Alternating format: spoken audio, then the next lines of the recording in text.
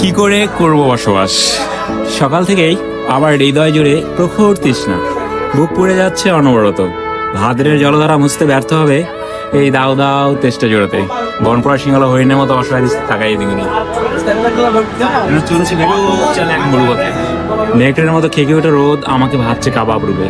দু চোখে ক্ষুধার্ত পশুর জটর জ্বালা, পথে পড়ে তার ঘোড়ার কঙ্কাল, দুঃখ গাছের ডালে ঝুলন্ত বিজয় সাপ, বাড়িতে লুণ্ঠিত পুরো রক্ত চিহ্ন পোশাক, আর অতিকায় মরু কাতরা আমাকে ভয় দেখাচ্ছে। হোঁচট খেয়ে বারবার বাড়িতে মুখ তুলতে বলি। আমার চোখের তৃষ্ণা আর বুকের তৃষ্ণা এক জায়গায় আর্তনাদ করে মরা নদীর মতো। আজ তোমাকে দেখার সঙ্গেই হৃদয়ের দুকুল ছাপে জেগে ওঠে তৃষ্ণা নিবের জলবায়ুতা। আমাদের দুজনে দুটি হাত পরস্পর চুম্বন ধারে ভাসতে দেখেছে। আমার মুখে আনন্দ সে ঝাপটা দেখতে মুগ্ধ হলে। কয়েক মিনিট পরেই আমার মুখে বিষণ্ণতার উকি ঝুঁকি দেখে তোমাকে স্পর্শ করার মন খারাপের নীলাভ আঙ্গুল।